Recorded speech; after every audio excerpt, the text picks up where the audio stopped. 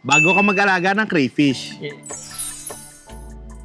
Kailangan malaman mo muna ito na sa ganon, mabawasan ang mga possible na error kapag nagsimula ka mag-alaga ng crayfish. Basta malinis ang tubig mo, mataas na yung chance ng winning mo sa crayfish farming. Lalo pa ngayon na in-demand ang pag-aalaga nito. Mula mismo yan sa #1 source ng crayfish ng Taguro Line dito sa Pilipinas. Dapat i-enjoy mo yung journey mo.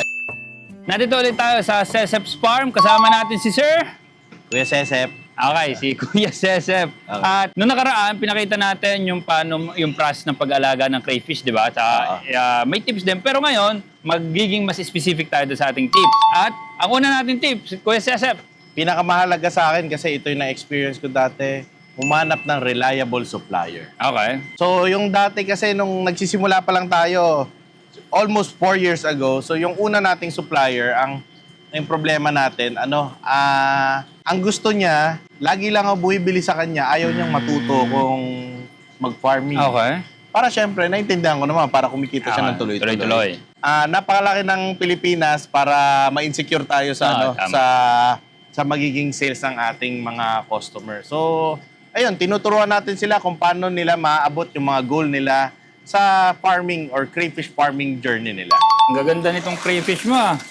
So, dyan papasok yung susunod nating tip. Wow, ang ganda. Dapat humanap sila ng good quality crayfish. Kasi Okay. based sa experience natin, parang tilapia lang yan, meron ding bansot, nababansot. Okay. Ganun. So, humanap tayo ng mapagbibilan ng hindi bansot. Okay. Kasi syempre sa aquaculture, mahalaga yung mabilis lumaki, maganda kulay, at mabilis magparami. Okay, syempre para hindi ka lugi sa inputs mo. Kaya yung crayfish na galing sa SS Farm, pinangalanan natin ng Taguro Line. Wala pa to last year. Ang ganda ng setup mo dito ah. Kaya yan ang susunod naman nating tip. Dapat yung siguraduhin nilang makakapagturo sa kanila ay matuturuan sila ng tamang pagsiset-up ng farm nila para hindi sila magka-problema pag kunyari kukuha na sila ng mga permit para sa kanilang farm. So, isa yun sa sa parang service ng Sesep's Farm din kasi gina-guide natin sila kung ano yung tamang setup and yung makakapag-protect din sa environment natin na hindi makakawala yung mga crayfish natin. And at the same time, yung mga crayfish nila protektado rin kagaya nito. Okay. Shade net, hindi sila mainitan masyado, hindi sila mapapasok ng mga predator. Once na lumaki na sila, masabi nilang maggagawin na nilang business kahit nagsimula silang hobbies. Tama na yung setup. Hindi na sila mahirapan. O hindi na yung parang uulit ka ulit. Hindi dagdag Tama. Dagdag gastos. Dagdag effort.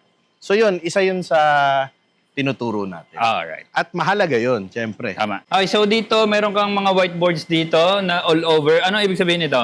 Syempre kasama yan sa tips din natin. Dapat ang farm natin may tamang farm management. Okay. Kasi ito, ginagamit natin ito sa monitoring. Hindi lang naman ito, kagaya nito, inventory ng kada tank. So sa tank 7, meron tayong 37 na babae, may buntis na 10, may male na 6. Parang ganun. So mahalaga yan, Pops, siyempre, pang-inventory.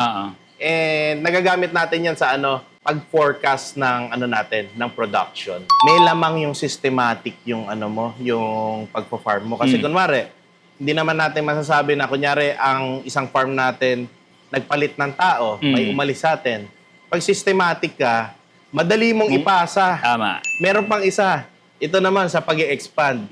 Pag systematic ka, madali mong i-replicate or parang madali mong gayahin yung sistema mo dito. Nung medyo maliit. Oo. Gagawin mo lang. Dahil nag-expand ka na, okay, times 2 lang natin itong sistemang to. Di ba? Parang Sa lahat ng tax mo, meron kang ditong mga tubig na tapos merong maliliit din ganito. Anong purpose nito? Sa well, ikaw napapanood ko sa'yo. Di ba sa manok, mahalaga yung malinis ng tubig. Tama. Lagi. Siyempre sa aquaculture, doon sila nakatira eh. Tama. So parang isa yun sa, basta malinis ang tubig mo, mataas na yung chance ng winning mo sa crayfish farming or sa aquaculture. Kasi pag maganda yung source ng tubig mo, healthy agad sila. Hindi ka nahihirapan mag-water change and napansin ko dati kasi yung tubig ko, yung nauna kong tangke, mas may problema sa water. So, mas nai-stress sila. Kaya pag maganda yung tubig mo, agad sila, kumbaga parang, tawag ko nga doon, may isa pang tawag, parang cheat code yun sa pagka-crayfish farming mo. Okay. So both ways to, no? Dalawa ang ibig sabihin natin dito. Yung malinis na tubig at consistent na supply. Oo, yon tama. Consistent na supply. Kasi, syempre, pag nag-water change ka, pag hindi naman malakas yung tubig mo, matutuyo sila. Na-stress sila, mamamatayan ka rin. So ganito lang pala yung feeds ng crayfish, no? Tapos ganito lang magpakain, ganun kaunti lang? Siguro sa isang ganito, mga 2 kutsara kami magpakain. So, pero yan nga, papasok tayo dun sa tip na isa, dapat tamang pakain. So, Okay. tamang way of pagpapakain and tamang feeds na pinapakain. Okay. Kagaya nito, itong mga feeds na to ay high protein feeds. So kanina, may nakita ko PVC yung taguan ng mga crayfish. Ano naman tong isang to? Kaya ito yung susunod nating tip na tama ang hides or hiding places. Kasi dati sa mga experience natin, yung PVC lang, di ba? Nakita ko kanina. So okay naman yon, pero nakahanap tayo ng mas magandang solusyon or technology para doon. Itong hides na to kasi sobrang gaang niya and hindi siya nababasag. Kahit balibag mo to, okay lang. Huwag Sige lang na. Okay lang, buo pa rin siya. Sinisipa-sipa nga namin to eh.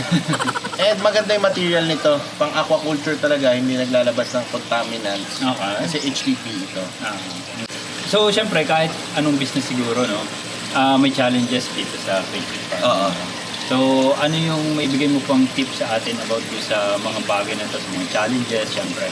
So kaya dyan papasok yung isang tip natin na tama ang mindset mo dapat pagpasok sa crayfish farming or sa kahit anong farming siguro. Kasi para sa akin, ang farming ay hindi get rich quick. Tama. Yung iba, nakikita may magpo-post na sobrang laki ng kita, ganito, ganyan. Nakabenta, ganyan. Nakabenta, ang laki ng kita.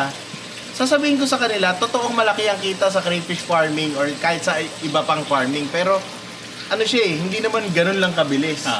Lahat yan may proseso, lahat yan dapat maintindihan mo yung ins and outs ng business. Tama. So, sa akin yan, dyan ko rin sinasabi na sa farming magkakamali ka. Pero yung pagkakamali mo, hindi yun endpoint. Dapat tinitignan mo yung pagkakamali mo or failures mo na ito ay isang learning. Dahil doon sa pagkakamaling yon, alam mo na yung hindi mo dapat gawin. Tama. I-adjust mo yun. Oo, then doon ka pa may matututunan na ito pala dapat para mas maganda ang kakalabasan, di ba? So yun, mahalaga yun, tamang mindset, di ba? Siyempre, sa business, Kuya Cecep, no, hindi dyan mawala ng financial aspect. Oo. So, kung kailangan, mangutang. Pero kahit wala akong utang, kung may inflow at outflow dyan, paano mo minamanage yung finances mo dito? So kaya dyan papasok yung isang tip natin, dapat tama ang pag-manage. Hindi porke bumenta tayo, kunwari bumenta ka ng 10,000 pesos ngayon, pambibili ko na ng sapatos. Sa'yo na yung lahat, ano? Oo, hindi. O kaya, tayo doon, pang-date ko na yun. Hindi, di ba? So, dapat alam natin paano i-manage yung cash flow. Alam natin kung... hindi ako... Marami tayong utang sa bangko. Okay. So, nangutang tayo para makapag-expand. And, dapat alam mo na paano mo mababayaran yun. Nasa magkano utang mo sa bangko? Secret. Secret. So, kailangan niya kasi kailangan natin mangutang para mag-expand, hindi para sa luho. Tama. Ang mali, kapag nangutang ka, na yung inutang mo, hindi magpapasok ng income sa'yo. At hindi rin pang tapal sa losses. Oo. Baka kasi mamaya, hindi ko masustain. Kumbaga, Naglalabas pa ako. pahukay ganon. Itatapal mo, uutang ka, itatapal mo doon sa Yung losses. sinasabi nilang parang naguhukay ka ng sarili mo. Diba? Living, Palubog. No? So, dapat, yung natin, ang tip ko, dahil malaki ang margin ng kita sa crayfish farming, kunwari kumita ka ng neto ng 10,000, yung 5,000 doon pang-expand, yung 5,000 pang-bayad ng bills, yun. So, laging meron tayong tinatabi para sa expansion. Ano yung huling tip mo, Kuya Cecep? So, ang crayfish farming or ang farming ay dapat i-enjoy mo yung journey mo. Ikaw nakikita ko nag-enjoy ka. Dapat, syempre. Diba? Kasi, sabi nga nila, do what you love and you will not work for a lifetime. So, pag mahal mo yung ginagawa mo, ine-enjoy mo, parang hindi ka nagtatrabaho. Kasi pag ano rin dyan, may-add ko lang. Kasi pag hindi lahat ups yan eh. Oo, so pag oo. nasa down ka, pag hindi mo gusto ginagawa mo, baka ikaw ay sumuko na lang basta-basta. Oo, totoo. Pero alam mo, minsan ako naiisip ko yung mga ano eh. Pag binabalikan mo yung mga failure mo, yung kunyari, mga tao ko, yung manager ko, sabihin ko, naalala mo dati mamatayan tayo ng ganito, malungkot na tayo. Eh ngayon, mortality o kaya kinakal na lang namin yung buhay eh. So parang pag ine-enjoy mo yung ginagawa mo, pati yung failure mo, pag binalikan mo kasi nag-i-improve ka, nagiging parang stepping stone sila talaga lahat. So, ano, masayang balikan yung masayang balikan yung mga problemang nalampasan mo. Tama. Diba? So yun, enjoy lang nila. Huwag mainip. Kasi pag nainip ka, maraming kong customer na ganun. Ikaw ba may ganun din sa manok? Yung parang, tagal naman ang kita dito. Ganun.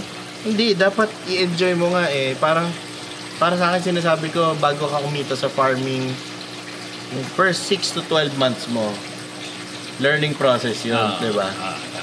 Yun, so, enjoy nyo lang. Then, pag nag-enjoy ka, eh natutunan mo lahat siguro, makikita mo na, kumikita ka na pala. Tama. Masaya kaya yung yung dating pinapangarap mo lang, tapos pag chinik mo, ay, Andun dito ka na na pala. pala ako, di ba? Ayun. Okay, so yun lang. Siguro, ang para sa 10 tips natin. Okay, so yun lang. Oh, salamat. Peace. Kakain na kami.